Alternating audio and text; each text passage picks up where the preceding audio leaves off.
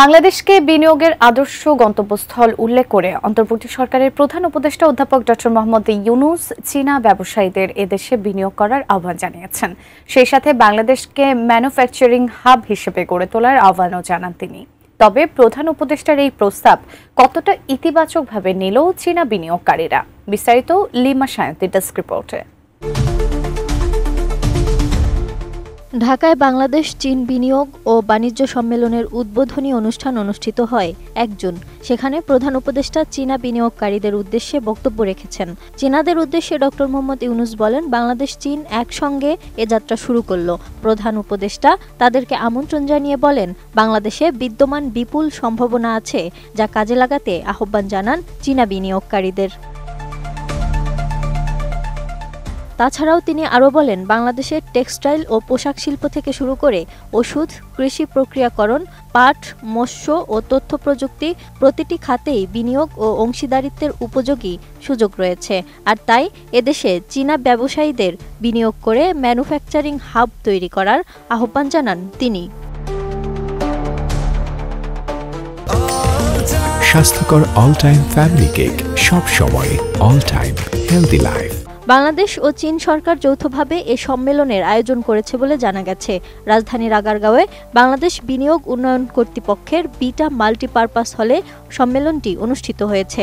চীনা বিনিয়োগকারীরা দক্ষিণ পূর্ব এশিয়ার অনেক দেশের অর্থনীতি পাল্টে দিয়েছে উল্লেখ করে অধ্যাপক ইউনূস আরও বলেন, এই সম্মেলনে অংশগ্রহণ বাংলাদেশ চীন সম্পর্কের এক নতুন অধ্যায়ের সূচনার প্রতীক।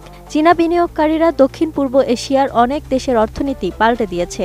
তিনি তাই আশা রাখেন, এ সফর বাংলাদেশের ক্ষেত্রেও একটি অনুরূপ রূপান্তরের সূচনা করবে।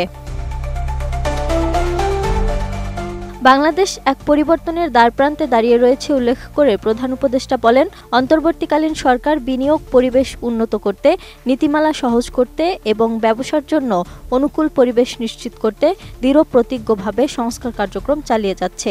এই উদ্যোগগুলোর লক্ষ্য বিদেশি বিনিয়োগ আকর্ষণ, অর্থনৈতিক প্রবৃদ্ধি ত্বরান্বিত এবং তরুণদের জন্য কর্মসংস্থানের সুযোগ সৃষ্টি করা। তিনি বলেন, অন্তর্বর্তী সরকারের 10 মাসে ইতিমধ্যে সংস্কারের সুফল দেখতে পাচ্ছেন। গত এপ্রিলে সফলভাবে বাংলাদেশ বিজনেস সামিট সম্পন্ন হয়েছে। বিশ্বের বিভিন্ন দেশ থেকে কোম্পানিগুলো 5 দিনব্যাপী এ সম্মেলনে অংশগ্রহণ করে। সবচেয়ে বড় প্রতিনিধি দল এসেছিল চীন থেকে। সামিট চলাকালীন একটি শীর্ষ চীনা টেক্সটাইল কোম্পানি কেবলমাত্র স্পিনিং খাতে 100 মিলিয়ন মার্কিন ডলার বিনিয়োগের ঘোষণা দেয়। অধ্যাপক ইউনূস বলেন, অনেক বছর ধরেই বাংলাদেশকে দক্ষিণ এশিয়ার কেন্দ্রস্থলে একটি কৌশলগত অবস্থান হিসেবে বিবেচনা করা হয়েছে।